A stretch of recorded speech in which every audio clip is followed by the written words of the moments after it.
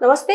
ప్రస్తుతం మనతో పాటు సినీ ప్రముఖ విశ్లేషకులు ఇమ్మంది రామారావు ఉన్నారు. ఆయనతో మాట్లాడదాం. నమస్తే సార్. నమస్తే.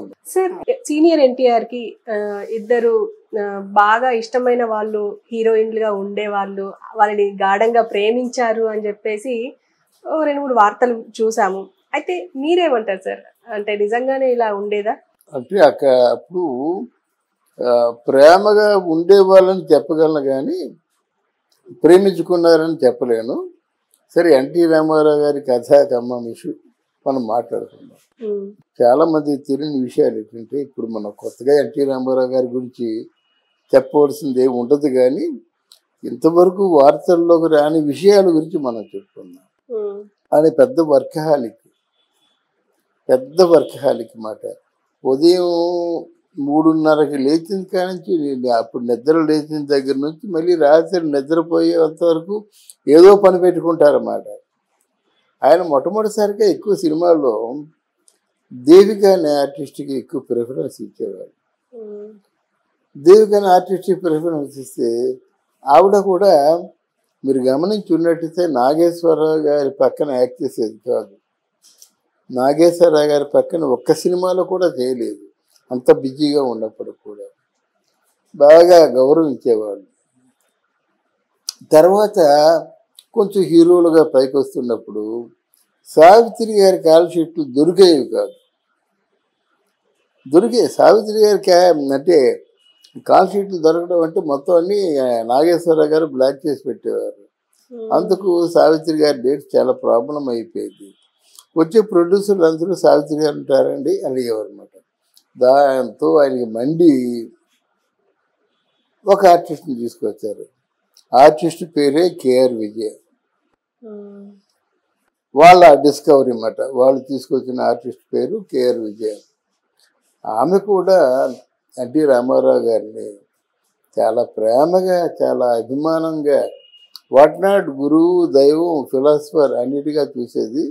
కానీ ఆయన మాట అంటే శిలాశాసనం. ఎన్టీ రామారావు గారి మాట అన్నా అంటే ఆయన పెద్ద ఆయన అంటారు, ఎన్టీ రామారావు గారి తమ్ముడినేమో చిన్న ఆయన అంటారు. వీళ్ళ మాట శిలాశాసనం అంతే. ఒక మాట చెప్తే చేసేయడమే. వాళ్ళ సంస్థలో కొన్నాళ్ళు చేసింది. ఆవిడ కూడా మంచి భక్తి, శ్రద్ధ, ప్రేమ 3 ఉన్నాయి. తర్వాత మరి వ్యక్తి కృష్ణకుమారి, అది అందరికీ తెలుసు. వాళ్ళిద్దరూ జంటగా చాలా మంచి పేరు తెచ్చుకున్నారు. కృష్ణకుమారి చిన్న చిన్న సినిమాలు చేస్తున్న తరుణంలో ఎన్టీ రామారావు గారు మంచి లిఫ్ట్ ఇచ్చారన్నమాట. జానకి, కృష్ణకుమారి ఇద్దరు అక్కా చెల్లెళ్ళు. షావుకారు జానకి అంటాం కదా కృష్ణకుమారిని. మొదట్లో షావుకారు జానకి కృష్ణకుమారితో అంత అంటే అక్కా చెల్లెళ్ళు కలిసి ఉంటారు కదా, అలాగా లేకుండా నీ దారి నీది, నా దారి నాది అన్నట్టు ఉండేది. కృష్ణకుమారి మీద కొంచెం బర్రెని ఏదో మోసినట్టు ఉంది. ఆవిడ సినిమాల్లో ఛాన్స్ కావాలి. అందుకనే ఇప్పుడు ఎన్టీ రామారావు గారితో ఎన్ని సినిమాల్లో నటించిందో కాంతారావు గారితో కూడా అంతే అన్ని సినిమాల్లో నటించింది. అప్పుడు సరే మంచి కృష్ణకుమారి ఏంటంటే మంచి వినయ విధేయతలు, పేషెన్సీ, ఒక దర్పం ఏది ఉండేది కాదు ఆవిడకి. అమ్మ షూటింగ్ 6 గంటలకు అయిపోతుంది, వెళ్తామమ్మా, ఓకే అండి. లేదమ్మా ఈరోజు 10 గంటల వరకు ఉండేలాగా ఉంది, తప్పకుండా ఇద్దామని దగ్గర ఉంది. లేదమ్మా తెల్లవారుజాము 4 అయిపోతుంది, ఏం చేద్దాం, ప్యాకప్ చెప్పేద్దామా. అబ్బాబ్బా మీరు షూటింగ్ ప్లాన్ చేసుకుంటే షూటింగ్ ప్లాన్ చేయండి, మరి మార్నింగ్ 7 గంటలకు రావాలి కదమ్మా, వస్తాయి. సరిగ్గా ఇదే మాటలు మాట. అందువల్ల కృష్ణకుమార్ని చాలా బాగా లైక్ చేసేవారు. షూటింగ్ సజావుగా సాగిపోతుండేది, నో కండిషన్. తర్వాత డబ్బుల విషయంలో కూడా చాలా ఫ్లెక్సిబుల్గా ఉండేది. అమ్మ నీ సినిమాకి 10,000 తప్ప ఎక్కించుకోలేదు, ఓకే బాగుందమ్మా సినిమా, ఓ 25,000 ఇస్తున్నాను నేను, ఓకే. లేదమ్మా ముందు 10,000 ఇస్తాను, సినిమా ఆడిన తర్వాత నీ మిగతా అనుకున్న అమౌంట్ ఇస్తాను, ఓకే. అలాగ ఉండేది. సో ఎవరెవరి మనస్తత్వం ఎలాగుండేదో అలాగుంది. వాళ్ళ అక్క షావుకారు జానకి సీనియర్ అయినప్పుడు కూడా ఆవిడకి మొదటి నుంచి కూడా జీవితంలో ఎన్నో ఎదురు దెబ్బలు తగులుతుండేవి. మొదటి ఎదురు దెబ్బ సినిమాకి కావలసినటువంటి అందమైన ఆకర్షణీయమైన పర్సనాలిటీ లేకపోవడం. అలాగే దేవదాస్ సినిమాలో మొట్టమొదటి హీరోయిన్గా బుక్ అయినటువంటి జానకి ఆ సినిమాలోంచి తప్పుకునే పరిస్థితి రావడం, ఇలా ఎదురు దెబ్బనమాట. తనకేంటి అదే మిగిలిపోయింది. వాహిని వార్తలు సావుకారు పిక్చర్లో ఎన్టీ రామారావుతో ఎన్టీ రామారావు చిన్నవాడుగా ఉన్నప్పుడు నా పక్కన హీరోగా చేశాడు, అదే మిగిలిపోయింది. కానీ కాలానుగుణంగా తనని తాను సర్దుబాటు చేసుకొని ప్రయాణించే గుణం లేకపోయింది కనుక ఆవిడ ఎదుగుదల అప్పుడే ఆగిపోయింది. కొన్ని ఏదో తెలుగు తమిళ సినిమాలు చేసింది కానీ కృష్ణకుమార్ లాగా వందల సంఖ్యలో పిక్చర్ చేయలేదు. అప్పుడు కృష్ణకుమార్ చూసి ముచ్చట పడ్డాడు. అది ఎంతవరకు వచ్చిందంటే పెళ్లి వరకు వచ్చింది. ఎన్టీ రామారావు గారు హైదరాబాద్ వచ్చేసిన తర్వాత నన్ను వాళ్ళ తమ్ముడికి అప్పచెప్పారు. రామారావు పిల్లలతో ఉన్నాడరా, నేను వెళ్ళిపోతున్నాను, నువ్వు మెయింటైన్ చెయ్యి, ఆయన్ని మంచి కథలు రాస్తాడు, మంచి విమర్శకుడు అని చెప్తే నేను చెన్నైన దగ్గర ఉండేవాడిని. చెన్నైన్ అంటే త్రివిక్రమరావు గారు. ఆ త్రివిక్రమరావు గారే స్వయంగా చెప్పిన మాటలు నేను చెప్తున్నాను. ఆయనకి 10-10:30 గంటలకల్లా ఆయన ఫోన్ చేశాడు చెన్నైకి. ఒరే ఏం చేస్తున్నావు? లేదు థియేటర్లో కళ్యాణ్ చక్రవర్తి థియేటర్ ఉంది, థియేటర్లో ఉన్నానరా అన్నాడు. వాళ్ళ అన్నదమ్ముడు పిలుపులు బాగుంటాయి. ఎన్టీ రామారావు తమ్ముడినేమో ఏవండి అని పిలుస్తాడు, తమ్ముడేమో అన్నయ్యను ఒరే అని పిలుస్తాడు. అది ఏం చేస్తున్నావు? ఆ థియేటర్లో ఉన్నానరా, మీరు ఒకసారి బయలుదేరి రాగలరా? కారణం చెప్పరా, ఏంటి దేనికోసం?